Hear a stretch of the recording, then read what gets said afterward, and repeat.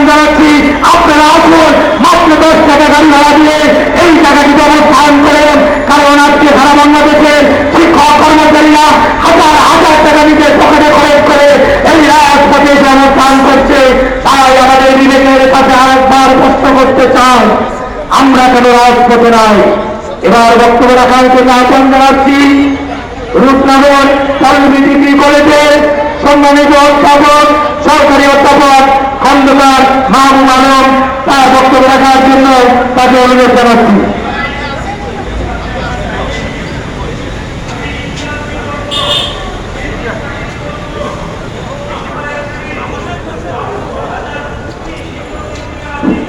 আসসালামু আলাইকুম রহমতুল্লাহ।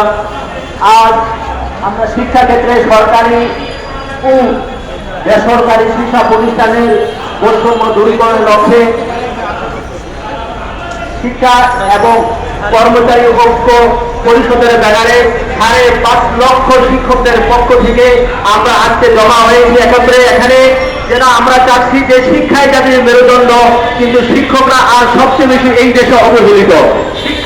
শিক্ষককে অবহেলায় রেখে কখনো কখনো এই দেশের সঠিক মানুষ সৃষ্টি হতে পারে না। এই জন্য আমরা চাই শিক্ষা ক্ষেত্রে এই শিক্ষকদের জন্য উপরে যে বৈষম্য সৃষ্টি করা রাখা হয়েছে সেই বৈষম্যকে দূরে করা হোক। আমরা চাচ্ছি যে আমাদের দেশে সরকারি এবং বেসরকারি শিক্ষা প্রতিষ্ঠানকে একই প্ল্যাটফর্মে নিয়ে আসা হোক। আমরা চাচ্ছি যেন সরকারি প্রতিষ্ঠানে যে ধরনের সুবিধা দেওয়া হয় একইভাবে আমাদের বেসরকারি শিক্ষা প্রতিষ্ঠানগুলোকেও জাতীয়করণের আওতার মধ্যে নিয়ে আসা হোক। আমাদের যে বাড়ি ভাড়া, চিকিৎসা ভাতা এবং অন্যান্য ভাতা প্রদান ক্ষেত্রে চিকিৎসা ভাতা এই ক্ষেত্রে বৈষম্য সৃষ্টি করে রাখা হয়েছে, তা কখনো মেনে নেওয়ার মতো অবস্থা নয়। আজকে আমরা থাকার কথা ছিল শিক্ষা প্রতিষ্ঠানে ক্লাস করে থাকার কথা ছিল, অথচ আজকে আমরা বাধ্য হয়েছি পেটের তাড়নায় সন্তানদের চেহারার দিকে তাকিয়ে আজকে আমরা বাধ্য হয়েছে রাজপথে নেমে আসছে। এই দেশের পৃথিবী এখনো নাড়া যায় না, কেন শিক্ষকরা আজকে রাজপথে থাকবে? কেন এই জাতিকে কেন ঘুমন্ত অবস্থায় এখনো আছে? শিক্ষকদের উপরে কেন এই অমানবিক অত্যাচার করা হচ্ছে?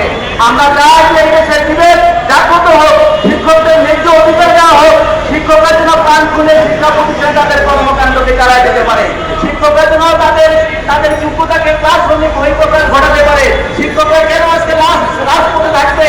এই জাতির তো বিনোদ হওয়া উচিত, লজ্জা হওয়া উচিত, কেন তাদের মধ্যে বৈষম্য সৃষ্টি করা হবে? আমরা চাই একটা উন্নত দেশ। কি করে উন্নত দেশ হবে? রাস্তাঘাট ফুলপুরি দিয়ে হবে না, উন্নত মানুষ সৃষ্টি করার মাধ্যমে হবে। আমরা চাই দেশের উন্নত মানুষ সৃষ্টি করার লক্ষ্যে শিক্ষকদের ন্যায্য অধিকার দেওয়া হবে। তাদের সমস্ত দাবিগুলা আমি আশা করি আমাদের প্রধান উপদেষ্টা আমাদের এই সমস্ত দাবিগুলোকে বিবেচনায় আনবেন এবং অবিলম্বে